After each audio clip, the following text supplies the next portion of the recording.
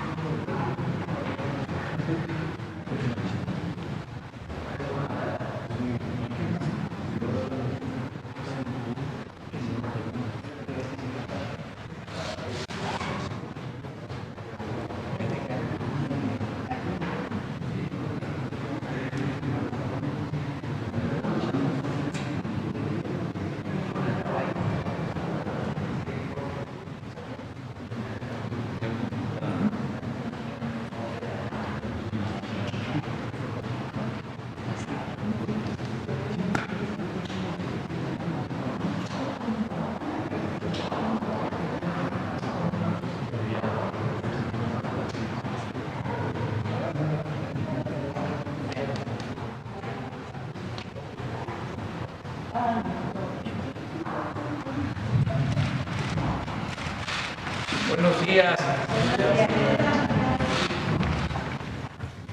Pues como todos los martes vamos a informar sobre la situación de salud, sobre la pandemia, el programa de vacunación y va a iniciar, como lo hacemos siempre, el doctor Jorge Alcocer y va también a participar el doctor Hugo López-Gatell. Siempre nos acompaña el almirante Rafael Ojeda Durán porque la Secretaría de Marina es fundamental, ha ayudado mucho todo el personal de la Secretaría de Marina en las acciones para enfrentar la pandemia, hospitalización, atención a enfermos, todas las medidas de logística, de distribución de vacunas y lo mismo el general Luis Crescencio Sandoval, secretario de la Defensa. Ellos han estado a cargo de toda la distribución de las vacunas, que ha sido un plan pues muy exitoso porque han llegado las vacunas hasta los pueblos más apartados de México y se está garantizando ese derecho, el derecho a la protección, el derecho a la salud. Y también va a participar la licenciada Rosa Isela Rodríguez, secretaria de Seguridad Pública, que tiene ahora la encomienda de coordinar toda la vacunación en la frontera norte de nuestro país. Ya como ustedes saben, se concluyó la vacunación en Baja California y ya inició en Sonora y eso es lo que ella va a explicar. De modo que comenzamos con el doctor Alcocer. Con su permiso, señor presidente. Muy buenos días a todas y todos ustedes. No hay duda que hemos aprendido a lo largo de un año y medio que es mejor prevenir que curar. La pandemia nos ha enseñado la importancia de mejorar la salud de la población, de reducir las desigualdades, de implementar una política de vacunación firme a largo plazo y mantener a las personas fuera del hospital. La política nacional de vacunación dirigida por el señor presidente sigue, cumpliendo el objetivo que les presentamos hace un poco más de 6 meses de disminuir la enfermedad grave y las defunciones ocasionadas por COVID-19. Hoy, en el Pulso de la Salud, iniciamos la semana 26 del 2021 y la pandemia sigue también. El doctor López-Gatell les mostrará el informe técnico del estado que guarda, así como los avances en la programación y distribución de la vacunación, siempre guiadas por la edad y la vulnerabilidad. Como ya anunció el señor presidente, el general Luis Crescencio Sandoval, junto con el almirante Ojeda, nos mostrará los elementos de la logística que aseguran la llegada del biológico al sitio de la vacunación, logrando, por ejemplo, que se aplicaran 3.696.560 vacunas en la semana pasada. Y finalmente, esperando a las 2 horas de diferencia con el norte, la licenciada Rosa Isela Rodríguez nos informará qué sigue en la vacunación en la frontera norte después de su exitosa y reconocida coordinación en Baja California. Hugo, por favor. Con su permiso, presidente, secretarias, secretarios, muy buenos días. Muy buenos días tengan todas y todos ustedes. Como ya indicó mi secretario, el doctor Alcocer, vamos a presentar de manera sintética el informe técnico. Si vemos la primera diapositiva, por favor, que es la curva epidémica que conocemos ya, es la que nos ha estado guiando el seguimiento de la intensidad epidémica. Recordar que esta curva epidémica lo que representa es la ocurrencia de casos nuevos detectados y estimados, es todos los casos que son confirmados, más una proporción de los que se detectan por síntomas, y aun cuando no tengan un resultado, asumimos que un porcentaje de ellos que podemos calcular cada semana, y calculamos cada semana, corresponden a casos confirmados de COVID. Por eso le llamamos estimados. Y lo que vemos es que abrimos la semana con un incremento de 11%, en este momento 12%, y siguiendo el patrón general de comportamiento de la epidemia, podemos suponer que terminaremos la semana con un 15 a 18%, justo lo que mencioné el martes pasado, y en la semana previa terminamos con 15%. 1% de los casos estimados son casos activos, representan el fenómeno epidémico activo. Lo demás son toda la suma de casos históricos que hemos tenido desde que inició esta epidemia en México el 27 de febrero de 2020. La siguiente, por favor. Uno de los elementos que es notorio, no solamente en México, sino en el mundo, pero en México es también muy claro, es que la intensidad de casos, la frecuencia diaria o semanal de casos nuevos, ahora discrepa importantemente respecto a su representación en casos graves y en defunciones. Esto es algo muy positivo, es algo muy alentador, porque sin dejar de ver que la epidemia tiene estos momentos de descenso, pero también momentos de aumento, la consecuencia que tiene sobre la enfermedad grave y sobre la mortalidad ya no es la misma de lo que tuvimos durante 2020. Y esto se debe a múltiples factores, pero el principal es la vacunación y también al desarrollo de la inmunidad poblacional.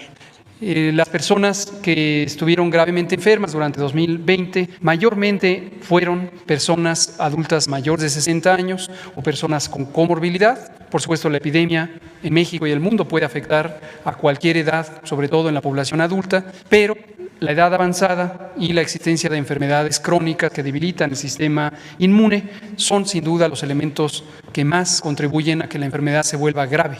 Y con la vacunación, tal como se previó, tal como se estimó, ha habido una reducción muy sustancial de la mortalidad o de lo que técnicamente llamamos letalidad, que es el porcentaje de personas que estando enfermas pueden tener un desenlace fatal. Esa cifra se ha reducido y esta reducción es lo que hoy genera una discrepancia importante. Aun cuando aumenten los casos nuevos, no aumenta sustancialmente o con la misma intensidad o velocidad la mortalidad.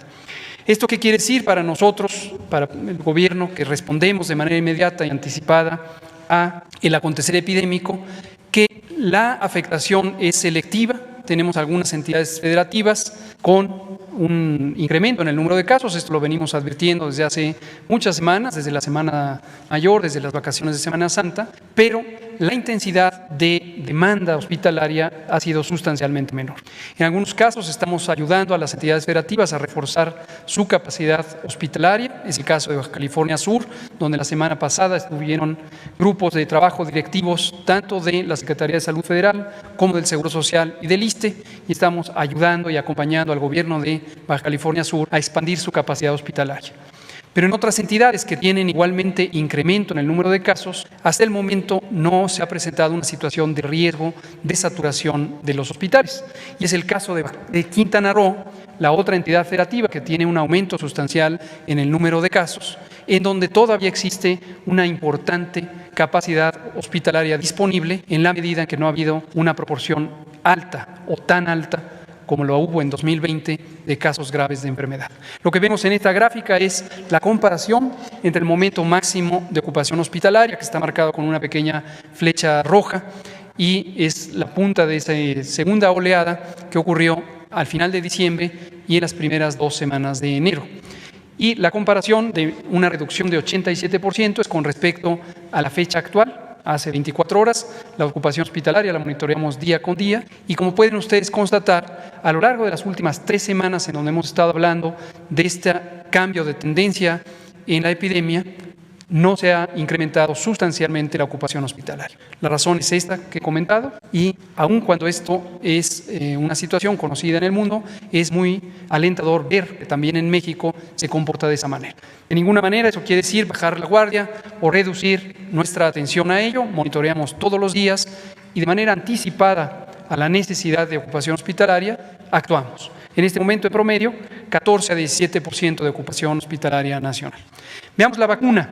El programa de vacunación, la estrategia operativa de la Política Nacional de Vacunación contra la COVID-19 sigue avanzando. Seguimos recibiendo vacunas, como lo mostraremos ahora en el calendario semanal, y las ponemos de manera inmediata. Ya hemos explicado en múltiples ocasiones que tan pronto llegan, tan pronto se van, y enseguida el general secretario Luis Crescencio Sandoval nos mostrará nuevamente los planes logísticos y la ruta inmediata sumamente eficaz y eficiente para hacer llegar las vacunas. Las vacunas llegan al sitio de vacunación y se ponen en disposición para ser aplicadas y en ciclos que son aproximadamente semanales se agota toda la existencia de las vacunas que llegaron. Nuevamente llegan vacunas y obviamente se ponen a la población. Ayer tuvimos 463.718 vacunas utilizadas en lo que representa el primer día de este ciclo semanal y seguramente hoy tendremos más, mañana tendremos más, los miércoles es el día de máxima aplicación de vacunas y después los puestos de vacunación que están activos durante esa semana cumplen su meta y empieza a reducirse. Se desplazan al siguiente sitio y empieza un nuevo ciclo. En la siguiente vemos 44.385.584 dosis de vacunas que han sido utilizadas en México ya desde el inicio del programa, el 23 de diciembre del año pasado. Y en términos de personas vacunadas, que lo podemos ver en la siguiente imagen, tenemos 30.385.823 personas. Aproximadamente 2/3 son personas que ya tienen un esquema completo, ya están totalmente protegidas y el restante, en este caso 37%, son personas que tienen un esquema de reciente inicio debido a que son las vacunas que recientemente se aplicaron. En la siguiente lo que vemos es la cobertura nacional. Ya decía desde la semana pasada el doctor Alcocer, pronto estaríamos hablando de que la tercera parte de la población mexicana adulta, que es la que se puede vacunar en este momento, está vacunada. Ya lo hemos logrado, ya estamos más allá de la tercera parte y vamos, desde luego, para llegar a la totalidad de la población adulta que esté en disposición de vacunarse. Recordar que la vacunación es gratuita y es, por supuesto, voluntaria, pero recomendamos ampliamente que todas las personas adultas se vacunen y que en la medida en que se vacunen más y más personas, lograremos no solo la protección de cada persona vacunada, sino de sus familias, de sus comunidades y en general de toda la población nacional.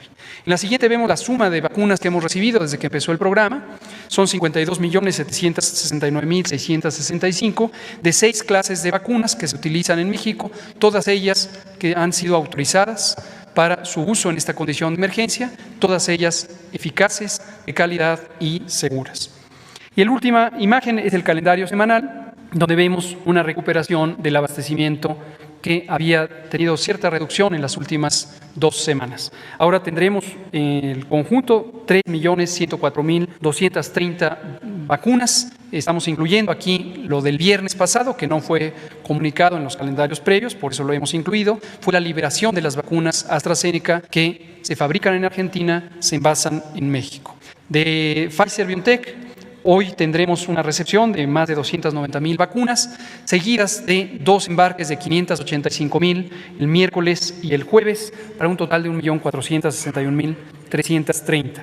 De AstraZeneca, la liberación empezará ya a un ritmo más acelerado, COFEPRIS ha estado trabajando cercanamente con la compañía que envasa, Leomont, y con AstraZeneca y su casa matriz, para que ellos logren terminar todos estos documentos que les hacían falta y que retenían la liberación.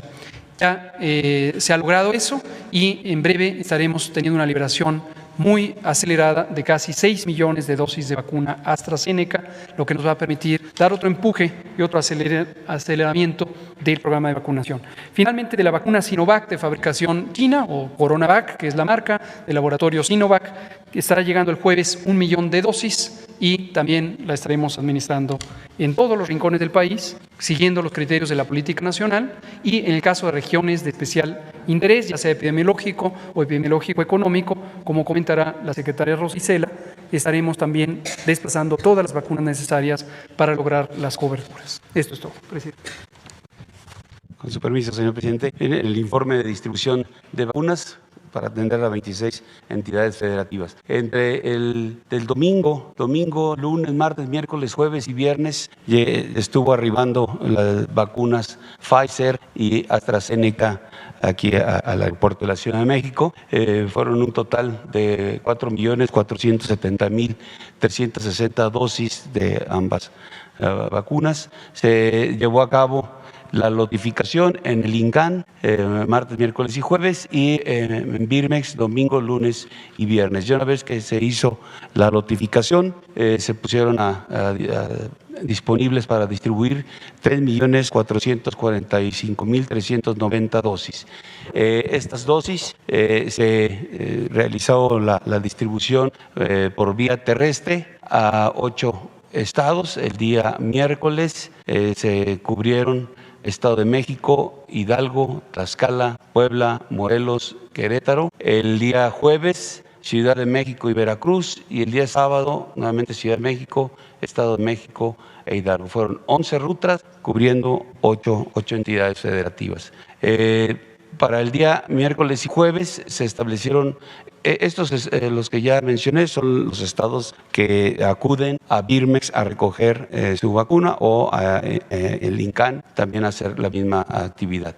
Las siguientes 4 rutas son las rutas que establece Birmex para llevar la vacuna a los diferentes estados. Fueron 4 rutas entre miércoles y jueves. La ruta 1 cubriendo Chiapas y Tabasco, la ruta 2 Jalisco y Colima, la ruta 3 Guanajuato y San Luis Potosí, la ruta 4 Zacatecas y Durango. Para la distribución aérea, esta se realizó el miércoles y el sábado. Se establecieron 5 rutas. La ruta aérea número 1 para cubrir Chihuahua, Sonora, Baja California Sur, la ruta 2 Tamaulipas y Coahuila, la ruta 3 Guerrero, la 4 Oaxaca, Campeche, Yucatán y Quintana Roo. Y el sábado volvimos a llevar en una ruta a Yucatán nuevamente vacunas. Fueron 5 rutas, 10 entidades federativas. Adelante, por favor. Como resumen, las dosis transportadas, 2.624.520 vía terrestre, por vía aérea 820.870, total distribuido 3.445.390.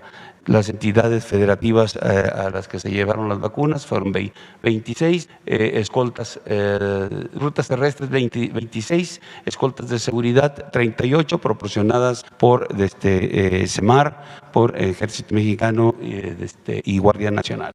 Rutas aéreas, 5 se llevaron a cabo, fueron 16 operaciones aéreas en esas 5 rutas con 20 horas y media de vuelo. En resumen, se utilizaron 1.160 elementos, 114 vehículos y 5 aeronaves. Es todo, señor presidente. Muy buenos días. Con su permiso, señor presidente. Solamente al anterior, por favor. Estamos presentando la vacunación en los municipios fronterizos de Sonora a población de 18 a 39 años. Este es una acción que se inició el día de ayer por instrucciones del señor presidente. Estamos coordinando la vacunación en la frontera norte, Entonces corresponde al estado de Sonora la vacunación primera que estamos iniciando con 4 municipios. Adelante, por favor.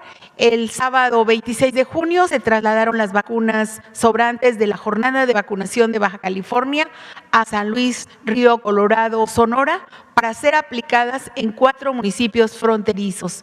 Estos son, que iniciamos ayer, en San Luis Río Colorado, en Puerto Peñasco, en Altar y en General Plutarco Elías Calles, que es mejor conocida como Sonoita. Aquí, vamos a continuar. Apenas nos lleguen las vacunas que están llegando a la Ciudad de México para continuar con los demás municipios, y continuaríamos en Santa Cruz, en Zarik, en Naco, en Cananea, en Caborga, en Nogales y en Agua Prieta. Ya está autorizada la vacuna para todos los municipios que estarían faltando, y a partir del jueves, a más tardar el viernes, seguimos con la vacunación en todos los municipios. Adelante, por favor. Por lo pronto, para ayer, hoy y mañana, pensamos que podemos aplicar allá en estos 4 municipios 93,395 vacunas Janssen de Johnson & Johnson donadas por el gobierno de Estados Unidos, y estamos instalando 6 centros de vacunación en estos municipios. Están participando 52 células de vacunación, y la aplicación de la totalidad de las vacunas se está pensando que sea en 4 días. Aquí están los municipios, empezando por San Luis Río Colorado, y estamos en los 4 primeros, pero vamos a seguir en los 7 restantes en los días siguientes. Nada más los menciono: Santa Cruz, Zarik, Naco, Cananea, Caborca, Nogales y Agua Prieta. Todos están contemplados para esta misma semana iniciar. En cuanto lleguen las vacunas, les estaríamos avisando para que acudan a los centros de vacunación en donde estamos participando todas las dependencias con mucho entusiasmo: el IMSS, el ISSSTE, está la Secretaría de la Defensa, la Secretaría de la Marina, por supuesto el Gobierno del Estado. Adelante. Ahorita estamos en esta primera etapa en Altar, en la Cebeta 262, y son aquí, como son municipios pequeños, pues esa es la población de 18 a 39 años que se está tomando en cuenta. Ya se está haciendo de manera universal, y este módulo está a cargo de la Secretaría de la Defensa Nacional. En San Luis Río Colorado estamos en el Estadio Nuevo de Béisbol, en la nave industrial Daewoo, y también estamos y este también está a cargo de la Sedena. En Sonovita, en la Secundaria General Adolfo López Mateos, y está a cargo de la Guardia Nacional, y en Puerto Peñasco, en el Centro de Convenciones, y está a cargo de la Secretaría de Marina. Ya se prepara, insistimos, el envío de más vacunas para cubrir toda la zona fronteriza de Sonora. Esperamos hoy que acudan más que los del día de ayer, que fueron convocados. Estamos haciendo labor de perifoneo en algunas de los pueblos, de las comunidades de estos 4 municipios. Es importante, pues, por eso que sepan, que tengan la información de que nadie se va a quedar sin vacuna en estos municipios fronterizos de Sonora, y que vamos a estar también por las redes sociales diciéndoles a todos, y por los medios de comunicación, que pueden acudir hoy, mañana, el jueves y todos los días para que estén en estos municipios, y que vamos a continuar a partir del jueves en el resto de los 7 municipios fronterizos. Adelante, por favor. Adelante. Aquí están las dosis a aplicar en cada uno de los municipios. En cuanto nos llegue la vacuna Pfizer, estaremos también informando allá cuál es el seguimiento que se les va a dar. Y agradecer a todos los que están participando, e invitar a los que aún nos faltan. Dudan que están los requisitos mínimos, solamente es pues mucho la presencia, y como siempre allá les ayudan a inscribirse, que no se preocupen, que vayan por favor los vecinos de estos municipios. Gracias.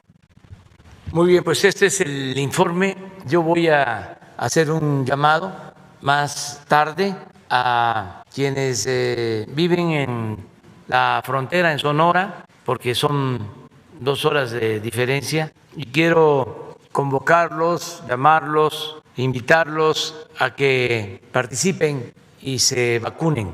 Vamos a esperar a que pase un poco el tiempo, porque allá son las 5:30 de la mañana, entonces vamos a esperarnos y mientras tanto vamos a contestar preguntas.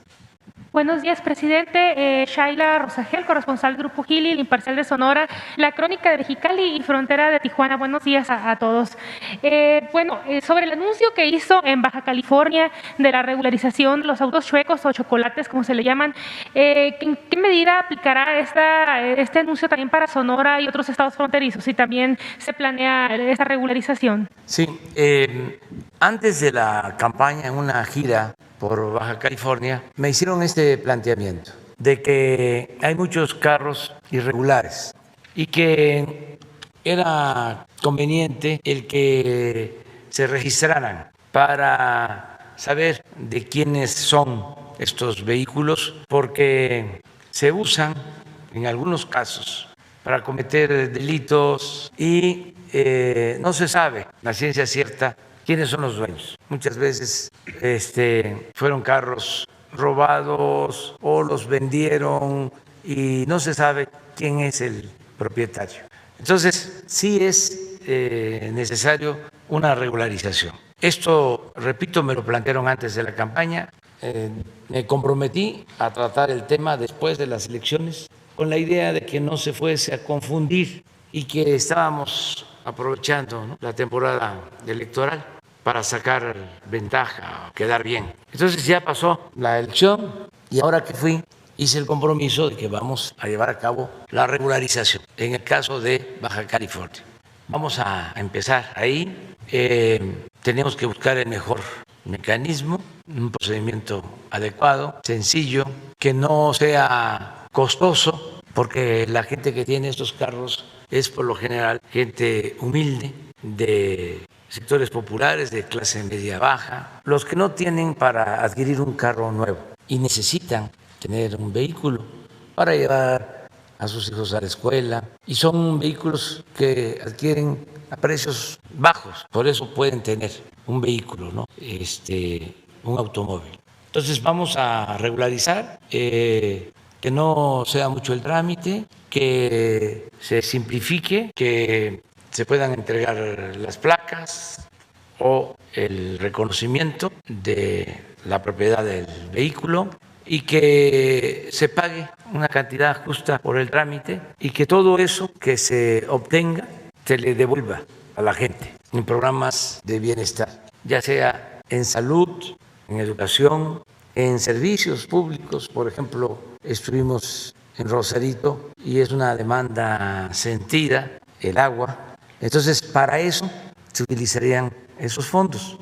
Estarían, vamos a decir, etiquetados para obras, para servicios, para programas en bien del pueblo. Entonces, vamos a iniciar el ensayo general en Baja California y luego vamos viendo la situación de otras ciudades fronterizas. ¿Sí analizarían Sonora? Porque también en Sonora ocurre el mismo fenómeno que en Baja California, en la frontera, en los municipios fronterizos. Sí, no lo descartamos, pero el caso de Tijuana es muy notorio. Es una demanda sentida. Hay muchísimos vehículos. Se calculan que existen en esa situación cerca de 500,000 vehículos. Entonces sí hace falta un registro, ordenar, poner orden en el caos. Presidente, y también sobre las negociaciones que hay ahorita, lo que usted comentó en la gira para reabrir la frontera Baja California con California, si tienen ya algún avance de cómo se va ahí y alguna fecha estimada para la reapertura. Se están haciendo los trámites. Le di instrucciones al secretario de Relaciones Exteriores, a Marcelo Ebrard, para que estableciera comunicación con el gobernador de California, también con las autoridades de San Diego, en el caso de Baja California, donde ya se terminó de vacunar. Estamos a la par, los mismos vacunados o el mismo porcentaje de vacunados de California son los que tenemos ya en Baja California, y lo mismo va a suceder en el caso de la frontera de Sonora y de todos los estados fronterizos de nuestro país, porque no vamos a detenernos, o sea, va hacia adelante hasta terminar en Matamoros, en Tamaulipas. Vamos a vacunar a todos los habitantes de los municipios de la frontera norte. Ese es el propósito. Ya tenemos las vacunas para eso. Las de Johnson & Johnson pues están por terminarse de aplicar. Fueron 1.350.000. Ahora se van a terminar en la frontera de Sonora, en San Luis Río Colorado, en Plutarco Elías Calles, Sonoita, en Puerto Peñasco, en Altar.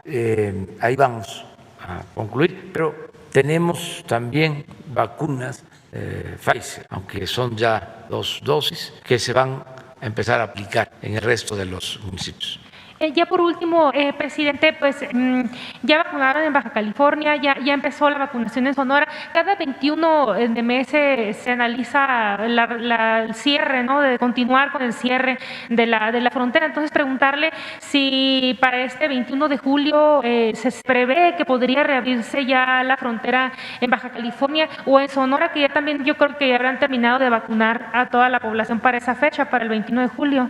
Entonces, si tienen algún avance o si se prevé que podría estar reabierta para este 21 de julio la frontera. Pues sí, estaba comentando de que ya se están haciendo gestiones no solo con el gobierno federal de Estados Unidos, sino con el gobierno de California y las autoridades de los condados o de las ciudades fronterizas de Estados Unidos. Y hay avance. Ellos están también ayudando porque han resultado afectados del lado de Estados Unidos quienes se dedicaban a las actividades comerciales. Pues es un mercado común, es una frontera común. Entonces, sí hay interés, ahora que se decidió aplicar las vacunas en la zona fronteriza, de abrir de nuevo la frontera. Entonces, vamos a seguir planteándolo. Yo lo propuse a la vicepresidenta Kamala Harris, le planteé eso, que las vacunas que agradecemos que nos entregaron, porque fue un donativo, las íbamos a utilizar con ese propósito para que se crearan las condiciones y se abriera la frontera. Pero todavía no es probable que para el 21 de julio. No podemos todavía adelantar nada. Ahora que regrese Marcelo, que está de gira por algunos países, él va a informarnos. Buenos días, señor presidente. Felipe Fierro de tiempo.com.mx y Puente Libre MX. Para preguntarles sobre la decisión que tomó ayer la Corte respecto de la marihuana, la modificación a las leyes, a la ley de salud, y que implica una liberación, y esto desde luego traerá una serie de consecuencias jurídicas y sociales. Bueno, ¿está a favor o en contra? ¿Mande?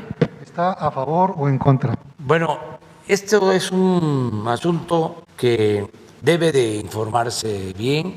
Nosotros ya, al llegar al gobierno, encontramos en marcha este proceso para legalizar o regularizar lo del consumo de la marihuana. Decidimos llevar a cabo una revisión en el Gabinete de Seguridad. No hubo consenso porque hay 2 visiones. Como en el país, esto no debe de extrañarnos, porque el gobierno representa al pueblo y nosotros tenemos que recoger las opiniones, los sentimientos de toda la gente. Y lo mismo en el gobierno, hay posturas distintas. Entonces se decidió no intervenir y esperar a que la Suprema Corte resolviera, porque correspondía al Poder Judicial resolver. Entonces ya ellos tomaron esta decisión, los ministros de la Corte. Vamos a analizar nosotros los efectos sobre esta medida y vamos a ir dándole seguimiento. ¿Esto implica apoyarla o no? ¿Implica? ¿Apoyar la decisión o no? Implica respetar la decisión que tomó el Poder Judicial, en este caso la Suprema Corte de Justicia, pero al mismo tiempo significa recoger los sentimientos de la gente, los puntos de vista de todos y ver cómo se va desenvolviendo esta medida, cómo se va aplicando esta medida, qué efectos va a tener esta medida en la práctica. Si vemos que en vez de ayudar perjudica, pues plantearíamos nosotros un cambio, enviaría yo, de acuerdo a mis facultades, pues una iniciativa de ley. ¿Y cuándo piensa usted que estaría en Yo posición? pienso que podríamos tener en poco tiempo ya resultados, vamos a evaluar qué sucede. Yo por eso soy partidario de la democracia participativa, de la democracia y de la democracia representativa y de la democracia participativa, porque estos asuntos, si se informara bien, si se organizaran bien debates, escuchando todos los puntos de vista de especialistas, de ciudadanos, de jóvenes, de todos, luego de escuchar a todos, se aplica una consulta y así se decide. Eso es mandar obedeciendo, no porque ya nos eligieron con la democracia representativa, ya nosotros podemos decidirlo todo. No, el pueblo siempre tiene que tener las riendas del poder en sus manos y para eso es la democracia participativa. Como ya encontramos este proceso avanzado, hicimos un ejercicio para ver si lográbamos un consenso. No fue posible lograr este consenso al interior del gobierno, pues entonces se optó por esperar el resultado de la Suprema Corte, la resolución de la Suprema Corte, lo que decidieron el día de ayer. Entonces, desde luego que vamos a respetar lo que ha decidido el Poder Judicial y vamos a evaluar, vamos a ver qué efectos tiene.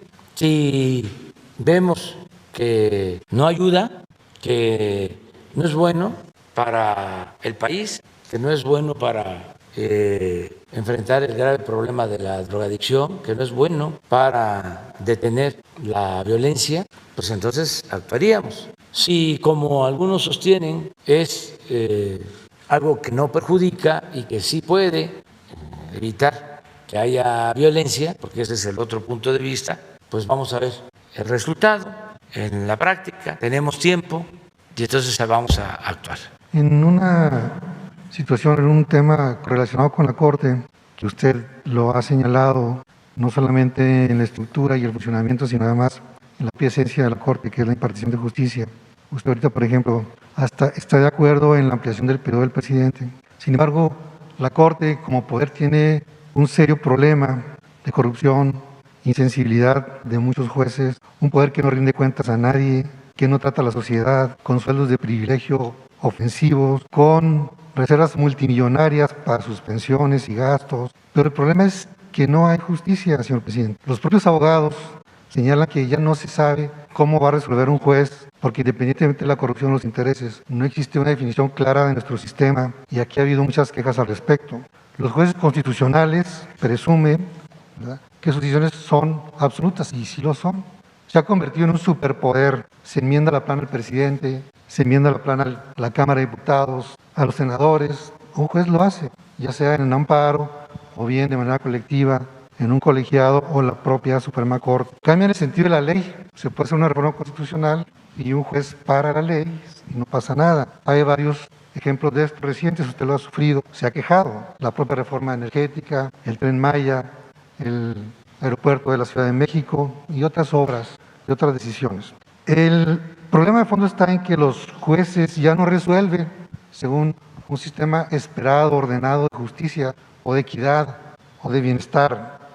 Y aquí cito una frase, dice, hay dos bloques muy claros en una visión de análisis constitucional. La tradicionalista, formalista, ortodoxa, nacionalista, que usa poco el derecho comparado y el derecho internacional. Y la otra, el otro sector, que es de una visión del derecho abierta, progresista, comparatista, con una relación muy estrecha con el derecho internacional, etc. Esta cita es del presidente de la Corte. Entonces hay un choque cultural claro entre la Corte y al final de cuentas se traduce en eso, que no hay justicia. Usted señalaba que quiere cambiarle el nombre a la Corte y ponerle Corte de Derecho en lugar de Corte de Justicia, pero ya ni el derecho alcanza, señor presidente. Los abogados no saben cómo van a resolver y los jueces son insensibles, usted recurre a ellos o los abogados van con ellos o van con los encargados, dicen pues apela si te gusta y si no pues pues ahí tú sabes. Esto pasa en todos los casos y es un problema muy serio y en el país no hay justicia. El Poder Judicial no funciona. La pregunta es, en base a lo que usted dijo de cambiarle el nombre, y no solamente el nombre, sino la esencia, ¿sigue avanzando en este proyecto de una reestructura a fondo de principios del Poder Judicial, aparte del combate a la corrupción? Sí, mire, es un poder independiente, autónomo. Antes ese poder estaba subordinado al Ejecutivo. Era el presidente el que mandaba en el Poder Judicial. Hasta hace poco, el poder de los poderes era el Ejecutivo. En la Constitución estaba establecido, está establecido, de que hay división y hay equilibrio entre los poderes. Pero en los hechos esto no era así. El que mandaba y tenía subordinado al Poder Judicial y al Poder Legislativo era el presidente. Y esto venía desde la época de Porfirio Díaz. Porfirio Díaz decía que la Constitución se respetaba en la forma para violarse en el fondo. No cambiaba la Constitución porque era un parapeto. Eso se mantuvo durante mucho tiempo. Eso nosotros lo padecimos. Cuando en Los Pinos toman la decisión de desaforarme, mandan a hablar al presidente de la Corte de ese entonces y le dan instrucciones para que inicie el juicio de desafuero en mi contra. Y todavía, esto es interesante para jóvenes, sobre todo para los investigadores, para los que estudian ciencia social, comunicación social, apareció un desplegado de los ministros de ese entonces, aprobando la decisión que había tomado el juez que me condenaba. Entonces, así era. Entonces, ¿cómo se logra reformar el Poder Judicial sin el sometimiento al Poder Ejecutivo? Por eso estuve de acuerdo en la ampliación, que no reelección de 2 años del actual presidente de la Corte, porque al ampliarse 2 años el periodo para que el ministro Saldívar continuara como presidente de la Corte, también se ampliaba en 2 años su presidencia en el Consejo de la Judicatura, porque son 2 organismos, la Corte y el Consejo de la Judicatura. Y el Consejo de la Judicatura es como el Poder Judicial dentro del Poder Judicial, es el que cuida de que los jueces actúen con apego a las leyes, que actúen con honestidad, que atiendan las demandas de justicia del pueblo, que no estén al servicio de minorías corruptas, rapaces, al servicio de grupos de intereses creados. Todo esto que se padece en el Poder Judicial, con honrosas excepciones. Entonces, ¿qué hicieron los conservadores? Toda una campaña en contra, hablando de que estábamos a favor de la reelección, inclusive fueron más allá, plantearon de que estaba yo planteando con la sonda en la mano para ver si funcionaba lo de la reelección en el Poder Judicial para luego reelegirme yo. Todos estos conservadores, corruptos, intelectuales orgánicos, alcahuetes del régimen de corrupción. Entonces, ahí está el tema en la Corte. Si no se permite la ampliación, que ellos van a decidirlo, pues es seguro que va a continuar la misma política, que en efecto está cuestionada por la mayoría de los mexicanos. Y ellos deberían de entenderlo y de ser sensibles. Están muy desacreditados los jueces, lo que tú sostienes. ¿Por qué no ponemos la encuesta del INEGI sobre quién es quién en las autoridades, sobre la confianza de las autoridades? Porque eso es interesante, porque ellos se encierran, viven como si fuese el castillo de la pureza, el Poder Judicial, y están totalmente divorciados del pueblo, que esa sería su función principal, estar al servicio de la gente, no estar amparando para proteger a corruptos, a quienes han saqueado el país y dejando sin justicia al pueblo. Nada más es cosa de ver cuántos presos hay sin sentencia desde hace años. ¿Dónde está la justicia rápida expedita? Miren los jueces, el 70% no les tiene confianza. ¿Y esto no merita una reforma a fondo? Es que, muy contrario de lo que se piensa, nosotros somos respetuosos de las instituciones, somos demócratas, somos amantes de la libertad. Sí, desde luego, pero respetando la autonomía del poder, una ley que prevea o establezca principios donde se resuelvan problemas como los presos que no tienen sentencia o principios Ya de estamos decisión. actuando. Y eso es lo mismo sobre la marihuana.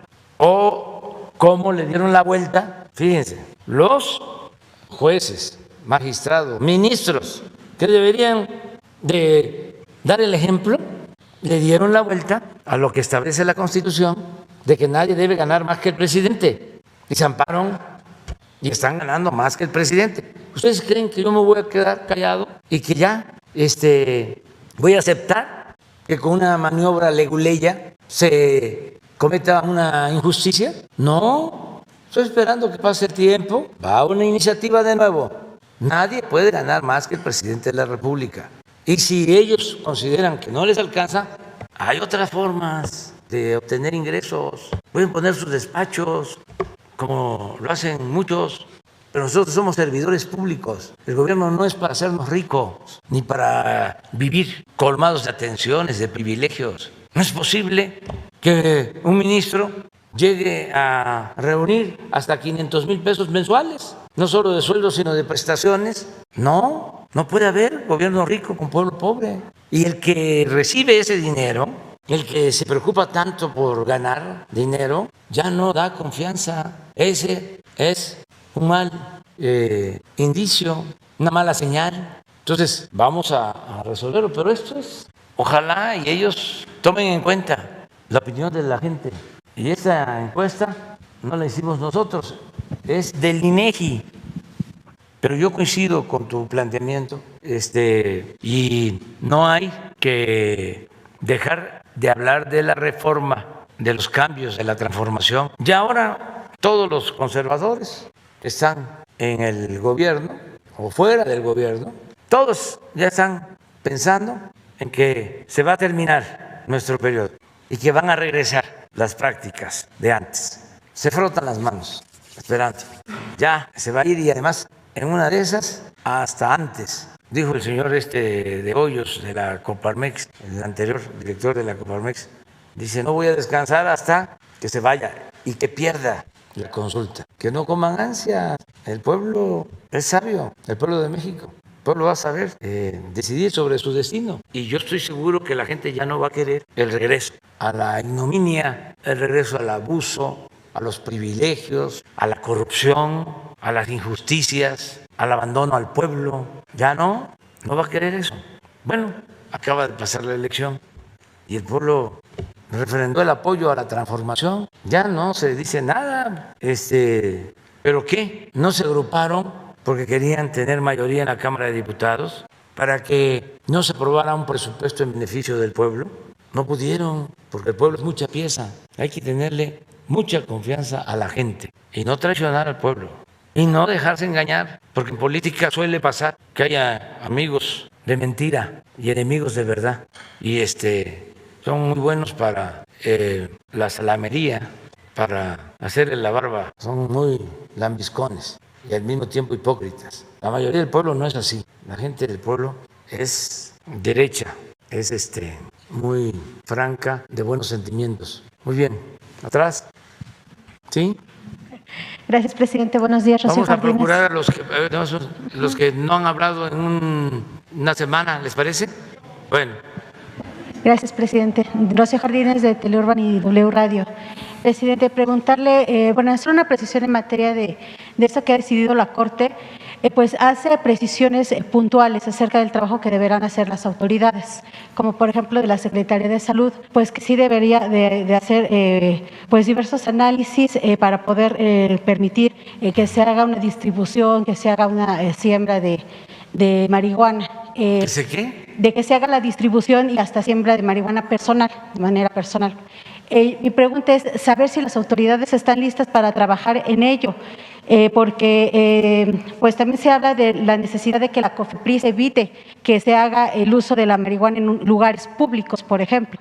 Yo quiero saber si las autoridades realmente están listos para trabajar en ello o realmente pues puede haber un riesgo ante estos grupos delincuenciales, porque actualmente pues llegamos a algunas colonias populares y el fumar marihuana es como algo pues si no normal, pero sí se ve regularmente. Y preguntarle, presidente, si hay empresas que incluso han dicho que México tiene un gran potencial para la siembra de marihuana, de cannabis. Preguntarle si realmente podría haber ese acercamiento con las empresas o si esta decisión de la Corte puede tener un interés empresarial. Pues es muy buena tu pregunta. Cuando formamos el grupo para analizar este tema, yo les planteé a los integrantes del equipo que se buscara, primero, que no se dañara la salud. Segundo, que la medida de regularizar el uso de la marihuana significará disminución de la violencia, o sea, estos factores. Tercero, el que dejáramos a salvo la libertad de los ciudadanos. También eso es muy importante. Tenemos que tener libertad. Y cuarto, que no se permitiera el negocio, porque hay muchos que están pensando en el negocio, incluso que plantean de que con esto se van a obtener impuestos y que se va a fortalecer la hacienda pública. Eso hasta me molesta, porque no se puede traficar con la salud del pueblo. Peor aún, no se puede, no se debe, es inmoral traficar con la vida de los seres humanos. Entonces, no hubo acuerdo al interior del gobierno y por eso se respetó la decisión que le correspondía a la Corte resolver. Ahora vamos a cumplir con lo que la Corte resolvió porque es nuestra obligación. Vamos a que la COFEPRIS se prepare y pueda cumplir con lo que se le ordena legalmente y al mismo tiempo vamos a estar atentos, muy pendientes. Gracias, presidente. Preguntarle en segundo lugar, ¿cómo está la situación en materia de seguridad? En Tamaulipas, presidente, pues incluso ya hay un reclamo del gobernador Francisco García Cabeza que realmente el Estado no está apoyando a las entidades, que no se envió a la Guardia Nacional a pesar de estos asesinatos que hubo, de estas 15 personas que fueron masacradas, y que sin embargo también el Estado, el gobierno federal no está ni siquiera apoyando en las detenciones.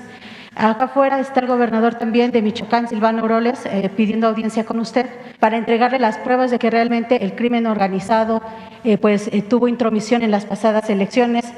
Pues dice que tiene ya este temor de que exista un narcoestado, ¿no? Porque no se está atendiendo realmente a las entidades para poder, si no bien declararle una guerra contra el crimen organizado, pero sí no permitirles que sigan actuando. Pues en los dos casos, ¿no? Se trata de cuestiones judiciales y se tienen que ventilar en la Fiscalía General.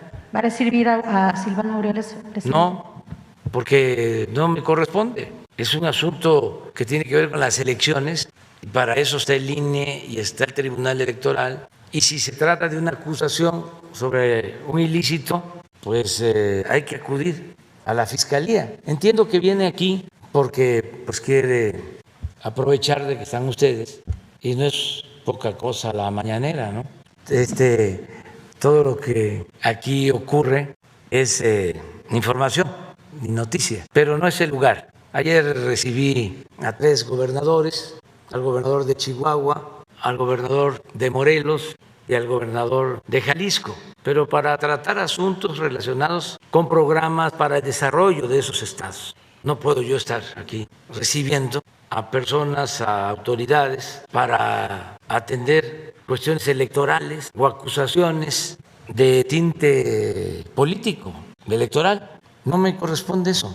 Hay que cuidar la investidura presidencial, hay que respetar la investidura presidencial. Claro. Presidente, y por último quisiera preguntarles a usted, a las autoridades de salud, ¿cómo está la recepción de los medicamentos oncológicos después del día de ayer que hubo pues estas declaraciones un tanto desafortunadas, criticadas por el subsecretario de Salud, que ha dicho que estos reclamos de las familias, de las personas que han pedido pues estos tratamientos son utilizados de manera para golpear al gobierno? Más allá de lo político, presidente, quiero preguntarles, de los 25 tipos de medicamentos que se necesitan, ¿cuántos han llegado? Quiero preguntarles, ¿cuándo estarán todos?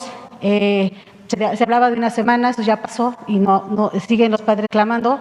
Si ustedes han tenido reuniones, ¿cuántas reuniones han sido con estos padres? Y si está realmente fracasando esta compra consolidada a través de la Organización de Naciones Unidas. Bueno, estamos adquiriendo todos los medicamentos, todos. Ya se va avanzando mucho en la compra consolidada de medicamentos. Todo esto se origina porque en el gobierno anterior había pues un monopolio que controlaba la venta de los medicamentos al gobierno, un jugoso negocio de 100,000 millones de pesos. Habían 3 distribuidoras que vendían 70,000 millones de pesos de medicinas, pero además medicinas de mala calidad a precios elevadísimos. Estas empresas tenían y siguen teniendo respaldo de políticos, de medios de comunicación. Entonces, cuando decidimos que se iba a acabar la corrupción en la compra de medicinas, así como decidimos acabar con el huachicol, pues se lanzaron en contra nuestra. Y no han parado, pero tampoco nosotros nos hemos detenido. Ya ven cómo somos perseverantes. Y ahora se están comprando los medicamentos en el extranjero para romper el monopolio. Y ya estamos a punto de lograrlo. Nos llevó tiempo porque tuvimos que enfrentar muchos obstáculos. Yo les comento nada más para que tengan un referente de que el presidente Obama llevó a cabo una reforma de salud y terminó su mandato y le dieron marcha atrás a la reforma por los intereses creados de la industria farmacéutica, de todo lo relacionado con las medicinas. Es exactamente lo mismo. Ya estamos consiguiendo todos los medicamentos. Hay medicamentos oncológicos que son muy difíciles de conseguir. De estos 25 que hablas, cuando menos, ya se tienen adquiridos 21, hasta ayer nos faltaban 4, 2 los van a hacer de manera especial por nosotros en Japón y todos los estamos viendo esto.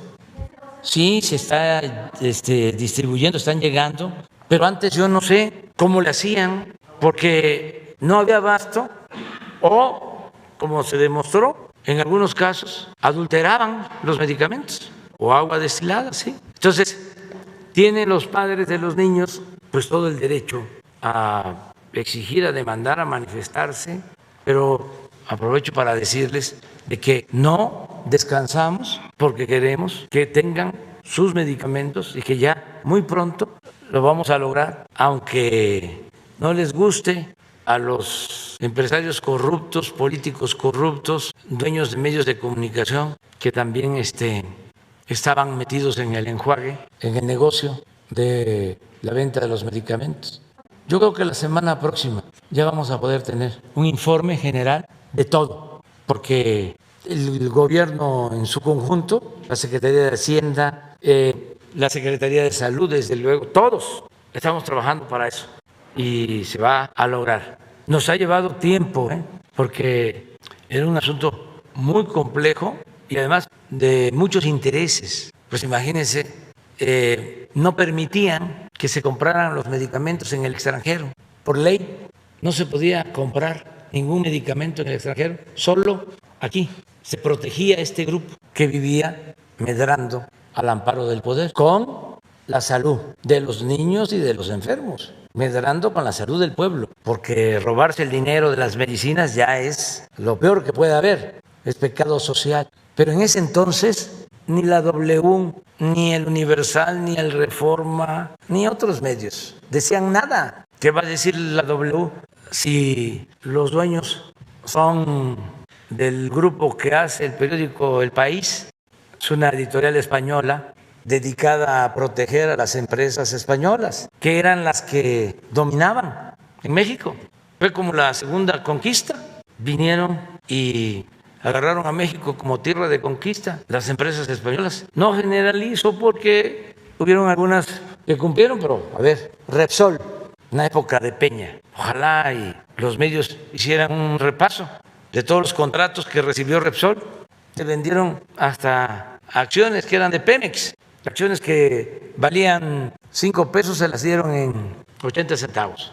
Contratos para la compra de gas a Repsol de 26,000 millones de dólares. La entrega del contrato para extraer supuestamente más gas de la cuenca de Burgos, en Tamaulipas. Saquearon, no sacaron más gas porque estaban bien apalancados. Luego viene la OHL, lo mismo. Desde antes, Iberdrola. Hay hasta una investigación ahora en España por sobornos de altos funcionarios de Iberdrola.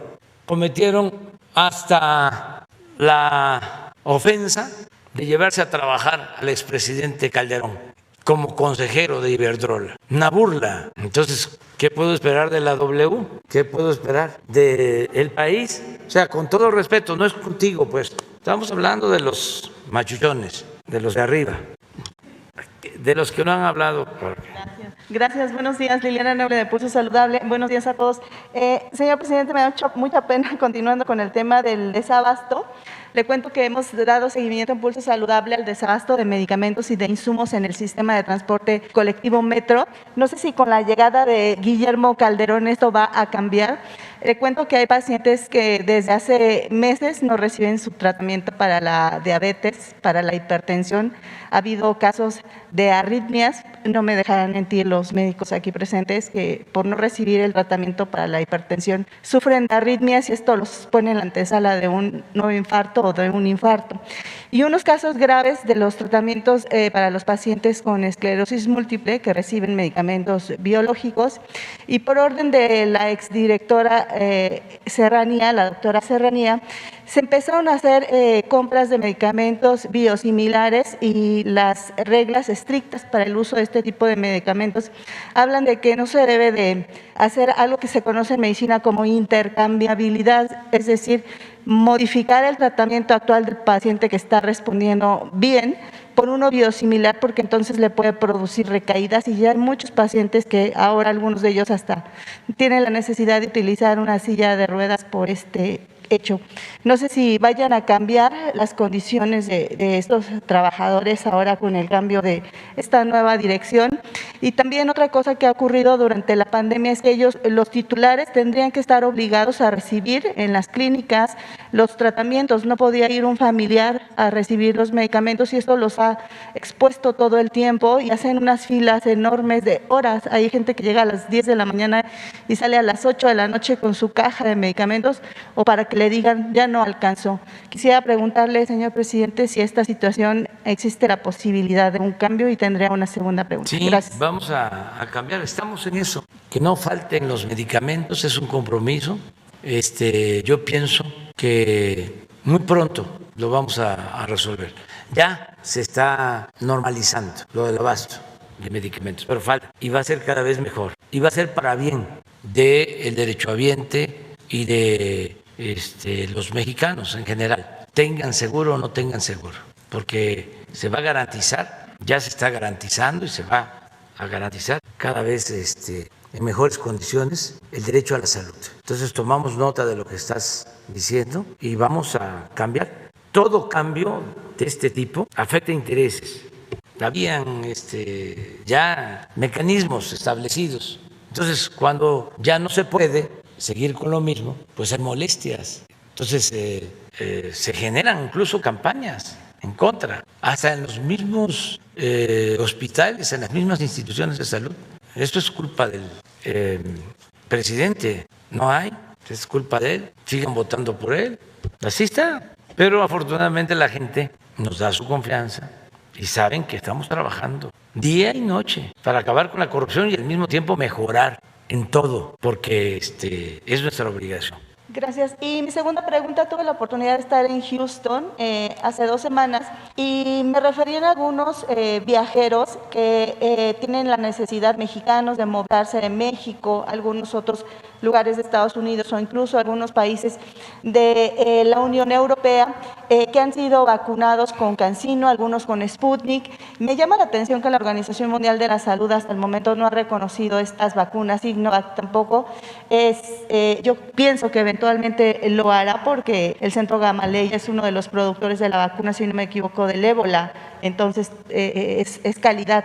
Pero yo quisiera saber, señor presidente, si existen este tipo de restricciones, ¿de qué manera se les dará apoyo para que esto no ocurra? Porque es un tema también como de discriminación, ¿no? Porque no tengas una vacuna B o C, ya no vas a ser bienvenido en cierto lugar, y esto limita las posibilidades de trabajo. Y qué va a pasar con estas personas que tienen de pronto que movilizarse a estas regiones por la situación laboral, y pareciera que esto los pone en el ojo del huracán y pudieran eventualmente hasta perder el trabajo por ello. ¿Qué va a hacer el país al respecto para ayudar a los connacionales? Ya nos hemos pronunciado sobre este tema, ¿no?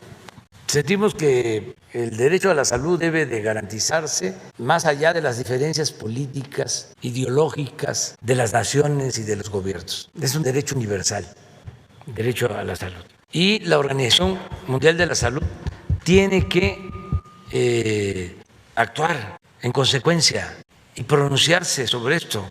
Es totalmente indebido que si hay una vacuna que tiene un reconocimiento científico, sea desacreditada por un gobierno y que no se permita al que se vacunó con ese tipo de vacuna entrar a un país.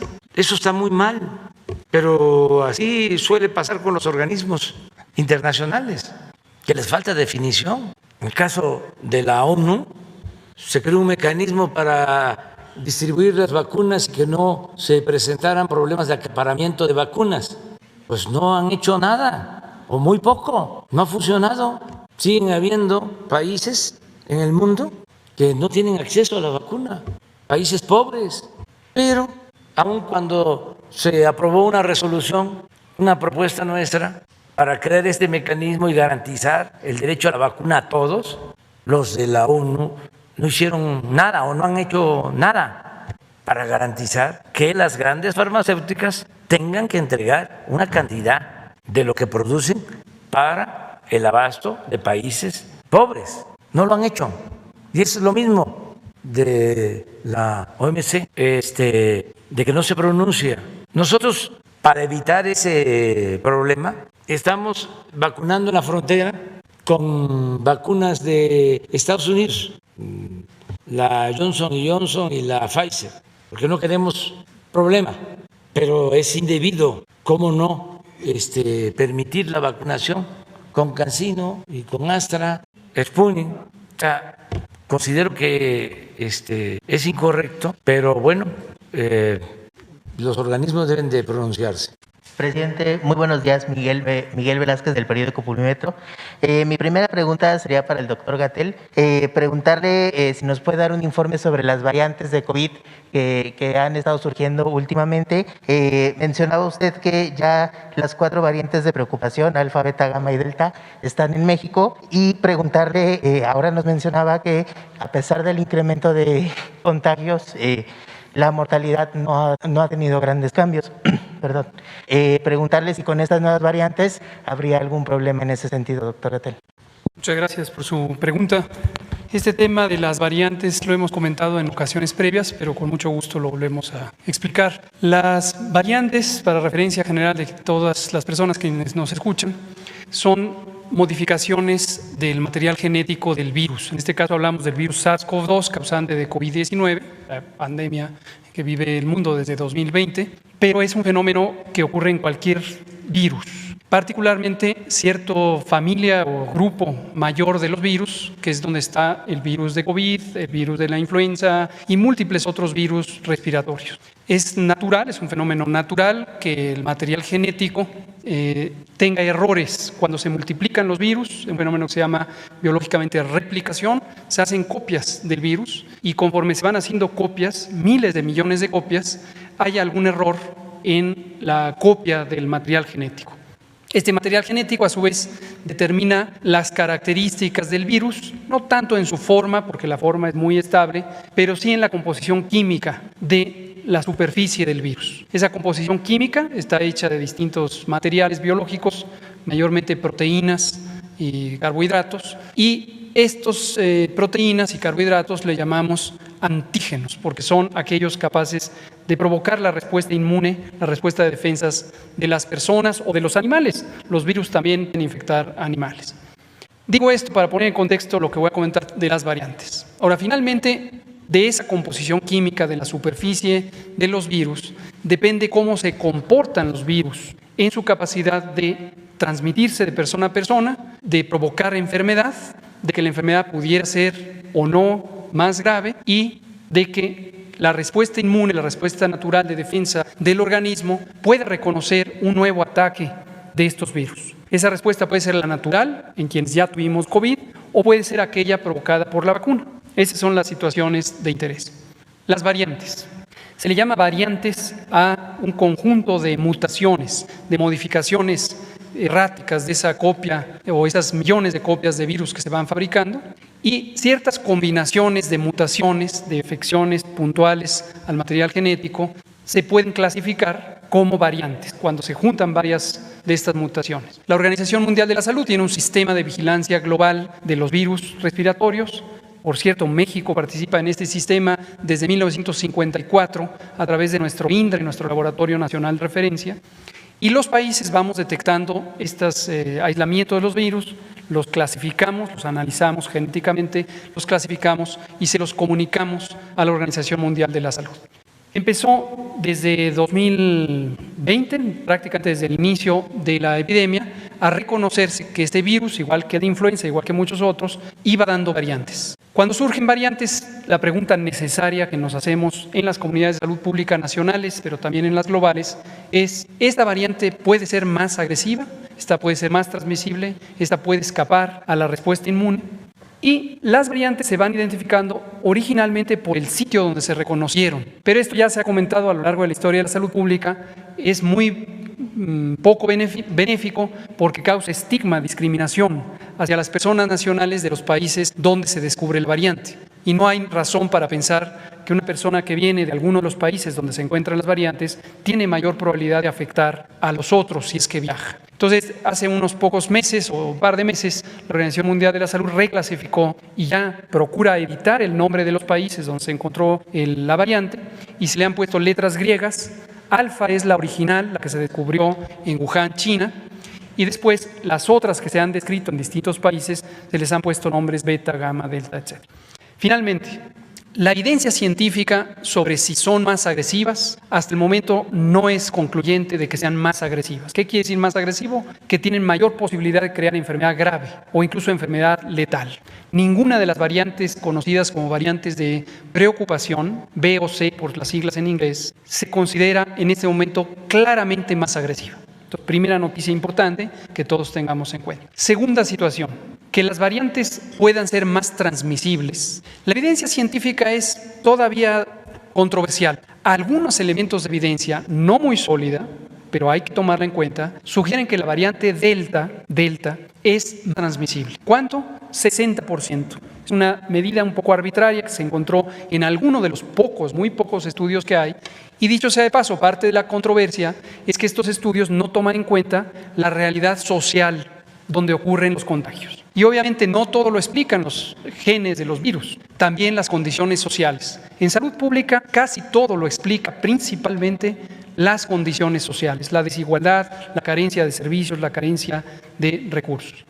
Entonces, sí hay evidencia, insisto, todavía controversial, de que la variante Delta pudiera ser un tanto más transmisible. Y finalmente, la pregunta de si las vacunas existentes en el mundo, incluidas las que tenemos en México, que son las mismas que han sido aprobadas en otras partes del mundo, pudieran ser insuficientes para provocar respuesta inmune, es decir, defensas contra cualquiera de las variantes. En general se ha encontrado, no se ha estudiado todas las vacunas, pero se ha encontrado que la mayoría de las vacunas son capaces de producir inmunidad también para las variantes. Eso es lo que sabemos. Doctor, ¿alguna recomendación para la población ante esta presencia de las variantes? Cómo no, nosotros producimos, insisto, México tiene un muy buen sistema de vigilancia genómica o genética de los virus, lo coordina el INDRE, nuestro Laboratorio Nacional de Referencia, con la siempre espléndida ayuda del CONACYT y la doctora Marilena Álvarez Builla. Desde hace muchos meses, cerca de 7 meses, integramos un consorcio de instituciones públicas de investigación y contribuyen a esta vigilancia genética. Producimos un boletín, es un boletín un tanto técnico para la comunidad técnica, pero con mucho gusto vamos a tener una especie de traducción para el consumo público y para que ustedes, si son tan amables como reporteras y reporteros y sus medios, nos ayuden también a difundir esta información que ha sido importantemente trastocada por la infodemia también. Muchas gracias. Muchas gracias, doctor. Presidente, y una segunda pregunta. Ayer nos comentaba que ayer se reunió con el gobernador de Jalisco, Enrique Alfaro. Preguntarle si nos puede contar un poco más de qué fue lo que hablaron y preguntarle si ya tiene fecha para reunirse con el gobernador electo, también de Movimiento Ciudadano, Samuel García, y cómo va a ser su relación con el gobernador electo, Samuel García, cuando este ha sido bastante crítico de lo que ha sido su administración hasta ahora. Bueno, la reunión de los gobernadores ayer, les comentaba, fue para tratar asuntos de interés en beneficio de los pueblos de Chihuahua, de Morelos y de Jalisco. En particular, en el caso de Jalisco, vamos a volver a tener otra reunión con equipos de trabajo para hacer una revisión de asuntos como el de la presa Zapotillo.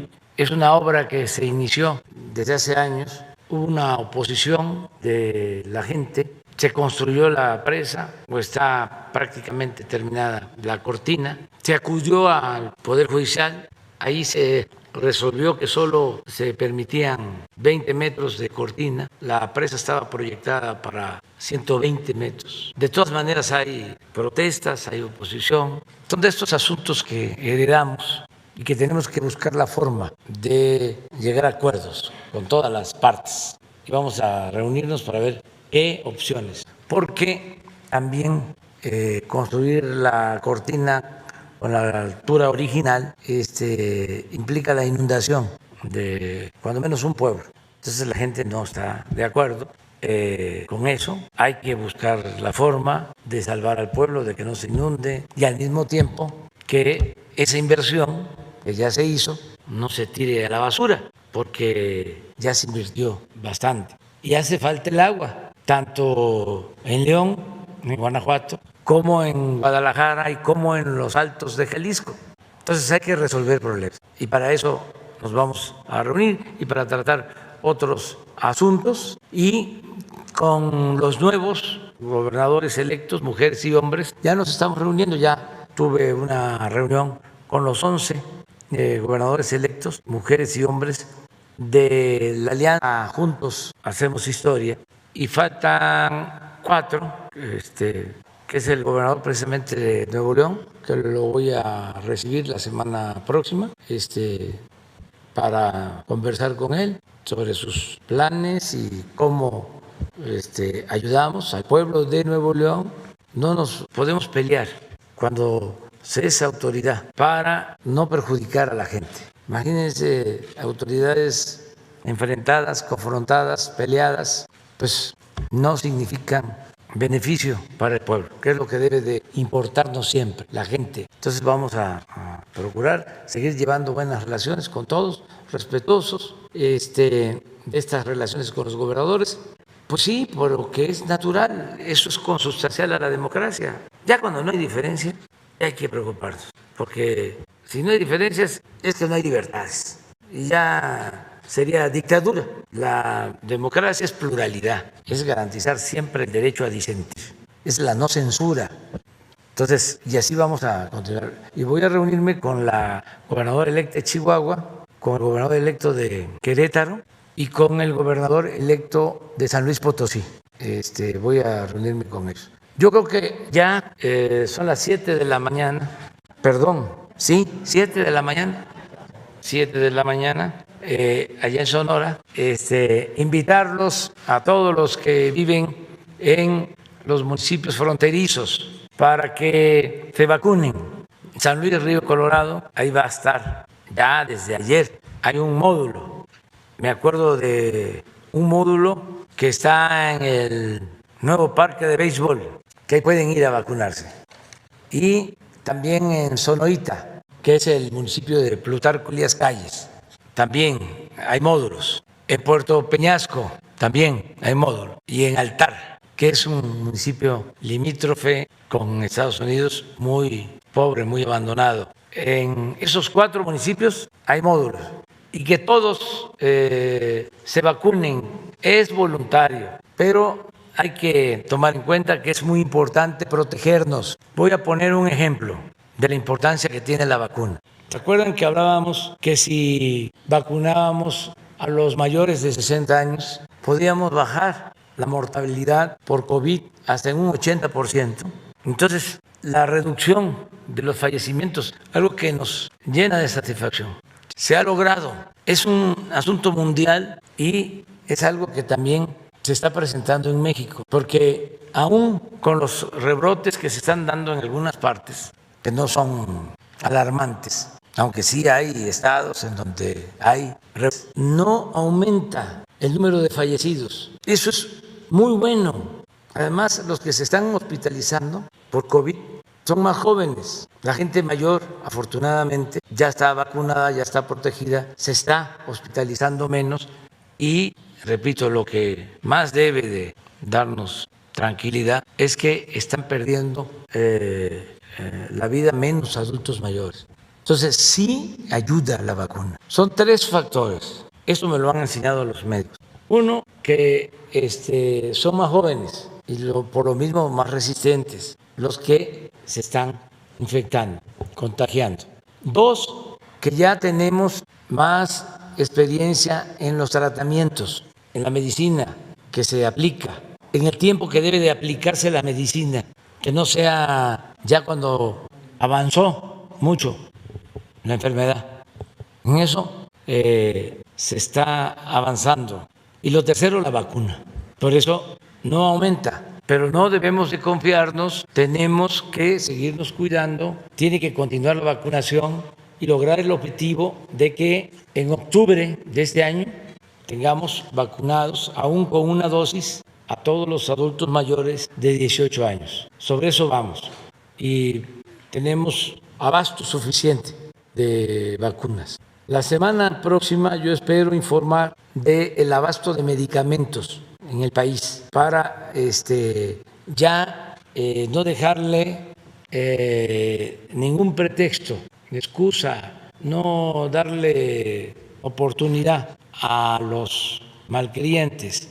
Me refiero a los adversarios de los medios de información, a los grupos de intereses creados, a los corruptos que quisieran que regresáramos a lo de antes. Y mi respeto a las madres, a los padres de los niños con cáncer, decirles que estamos haciendo todo, siempre, para que no les falten los medicamentos, enfrentando todos los obstáculos y que vamos a cumplir. Estamos haciendo gestiones especiales. Nuestra embajadora en Japón ayer logró de que un laboratorio, por tratarse de nuestro país, elaborara uno de los medicamentos que requerimos para el tratamiento de cáncer infantil.